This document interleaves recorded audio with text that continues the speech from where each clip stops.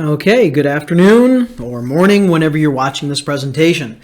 This is part 2 of the Chapter 19 presentation on the properties of atoms, including atomic structure and also the periodic table. Let's move on. Okay, if you watched part 1, then you already have the student learning map at least started. So you have the unit essential question, which will, of course, be on the test.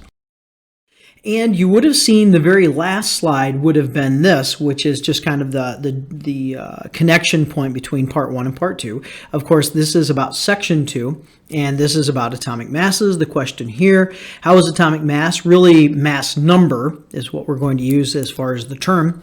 How is that computed, and how does it relate to isotopes? Okay, so then this is section 2, the objectives for the masses of atoms. These 3 objectives should go on your guided notes, which are a Cornell style, meaning they came out of Cornell University. Very simple in that on the left-hand side is a main topic, and on the right-hand side is the content for that topic. For me, and for this presentation, what is on the left is typically the name of the slide, and what goes on the right is whatever is on the slide. And so that's, very, very easy to follow. Whether you're handwriting, you've printed out a copy, got a copy from the school, or if you're actually typing. Because I did provide kind of an interactive with text boxes set of guided notes. But in any case, you should start here. So compute. Compute the atomic mass number of an atom, which is simply just adding up protons and neutrons found in the nucleus. Identify the components of isotopes, which are simply just atoms that have, from the same element, that have different numbers of neutrons in the nucleus. Therefore, they would have different masses, and that's what an isotope is. And then lastly, interpret what is called the average atomic mass of an atom. And the average atomic mass is the mass that you would find on the periodic table. The vocabulary listed down below is simply provided there just to show you the new vocabulary coming up. And you don't have to do anything with it. It will be provided in context on the following slides. Let's move on. Okay, let's start out with atomic number. This is a very important number for elements and for atoms specifically. What is it? Well, it is the number of protons found in the nucleus of an atom. This gives the atom its identity. So if it's gold, it's going to have 79 protons exactly. Not 80, not 78, but exactly 79. If it is silver, it's going to have 47 protons in the nucleus. It doesn't matter really anything else about the atom. It's about that proton quantity in the nucleus which gives the atom its identity. So it's an incredibly important number. So important that all of the elements are actually arranged by their atomic number on the periodic table low to high. And so it starts in the upper left-hand corner with hydrogen, and it ends with element 118 in the bottom right-hand corner currently. Now, if we discover bigger elements than 118, then we'll have to add more elements to the periodic table. So in these 2 examples, copper has an atomic number of 29, meaning copper has 29 protons in the nucleus. Every copper atom in the universe has exactly 29 protons in the nucleus. It can have a bunch of different numbers of neutrons. It can have a bunch of different numbers of electrons orbiting when it comes right down to it. But 29 protons exactly, it is copper every single time. Argon, simply 18.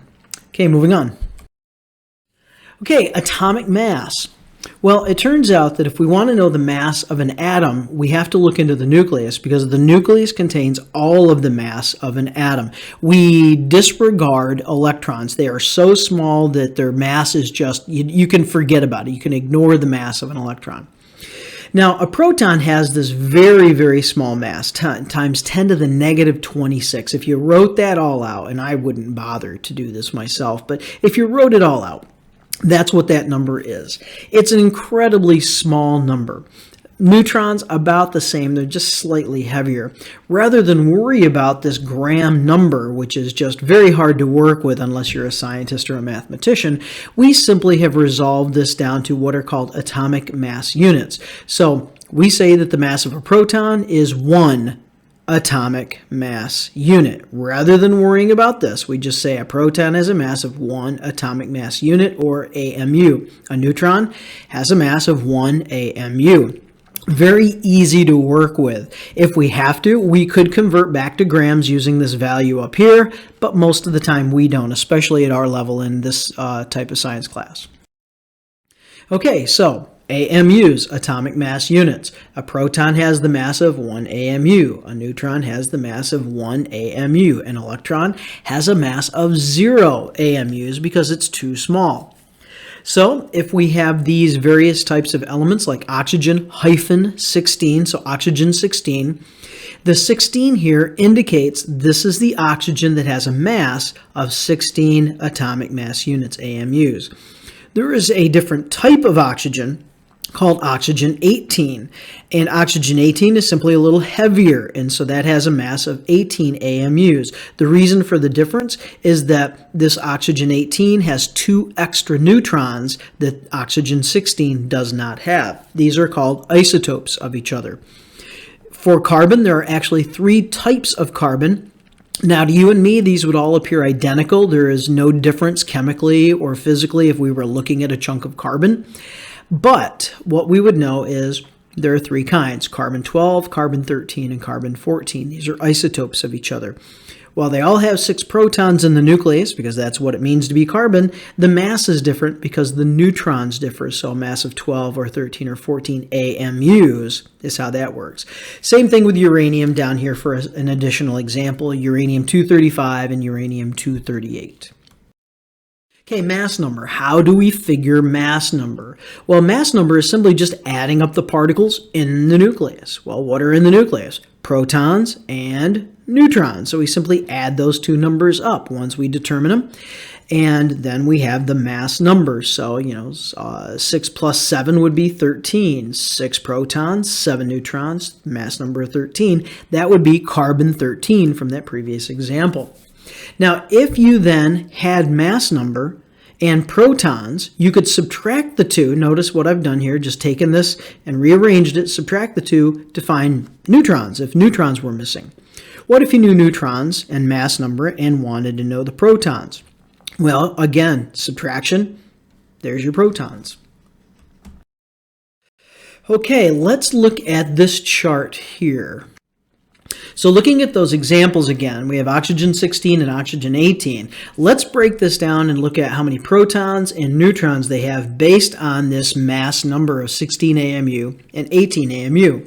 Well, if I look at a periodic, what I find is oxygen has an atomic number or a number of protons of 8. It's number 8 on the periodic table. Well, 8 plus blank equals 16. Well, it must have 8 neutrons. 8 plus blank equals 18. It must have 10 neutrons for oxygen 18. So that's how that would actually break up. Let's take a look at the 3 carbons. All right, so in order for carbon to be carbon, the number of protons must be 6 every single time. So the number of protons can't change for carbon. However, look at this. The neutrons are different. 6 plus 6 equals 12. 6 plus 7 equals 13. 6 plus 8 equals 14. So protons plus neutrons equals, mass number. What about uranium? Well, if you look up uranium on the periodic table, you're going to find its element number 92. So uranium has 92 protons. Both of them do. However, for the neutrons, 143 and 146 respectively to get the lighter uranium and the heavier uranium. Okay, what about atoms that are neutral? Most atoms are neutral unless they're involved in chemistry, reactivity, bonding, things like that. So how do atoms become neutral? Well, basically the positive charges and the negative charges must cancel out. Well, what's positive? The protons in the nucleus. What is negative? The electrons orbiting the nucleus. So if the number of protons and the number of electrons equal, then the charges cancel positives to negatives, making a neutral atom. So let's look at this. Chlorine. Chlorine has 17 protons, and if it's neutral, it must have 17 negative electrons. Hydrogen. Hydrogen has 1 positive proton, and if it's neutral, 1 negative electron, and they cancel out. Uranium, 92 protons, cancels with 92 electrons. And here, remember, are the symbols for proton and electron, respectively. Okay, isotopes. We've talked about isotopes a little bit, so let's see officially what they are. Well, they are atoms of the same element that simply have different masses. Why do they have different masses? Because they have different numbers of neutrons. Why would the number of neutrons differ? Well, it turns out that neutrons in the nucleus, because they don't bring a charge into the nucleus, they actually help to stabilize the nucleus because protons are all positively charged. Like charges repel each other. Just like opposite charges attract positives and negatives, well, what would a positive do to a positive charge? Well, they would actually repel each other. So the nucleus should just fly apart. Why doesn't it? Because the neutrons help to create a force to hold the nucleus together. And there are different ways to stabilize a nucleus. So the number of neutrons can vary a little bit from one atom to the next. Therefore, we end up with isotopes. It's still carbon in this particular example, but they are different kinds of carbon. Again, chemically and physically to us, they would look identical. We would not be able to tell the difference. But the difference is that one is slightly heavier due to extra neutrons. So here's carbon-12, 6 protons because it's carbon, and 6 neutrons. 6 plus 6 gives us a mass of 12 AMUs. Whereas carbon-14, which is used in radioactive dating of organic substances, like we find a frozen woolly mammoth in the tundra up in Alaska.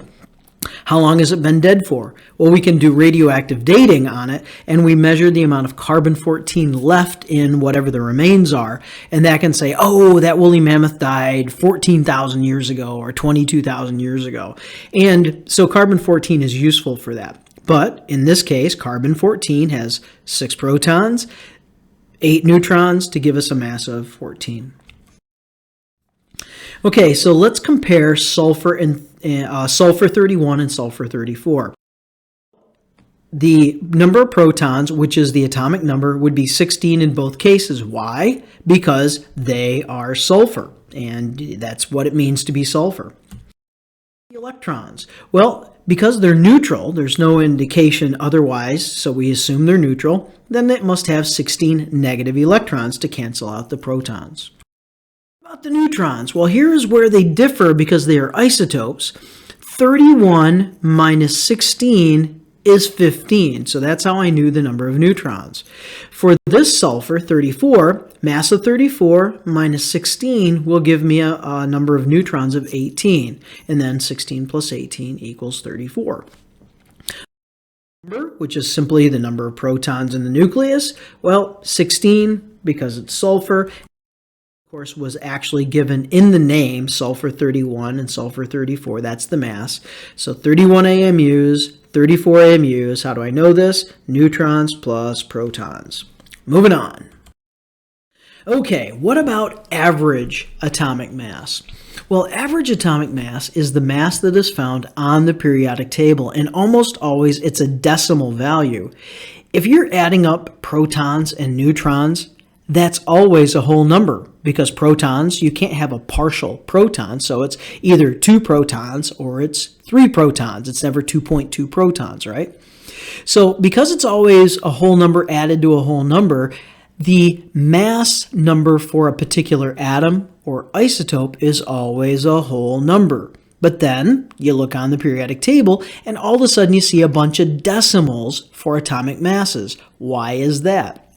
Well, on the periodic table, the masses are actually averages of all of the known isotopes for that particular element, like carbon, carbon-12, carbon-13, and carbon-14. Well, you average all of those together to get the mass that we actually find on the periodic table.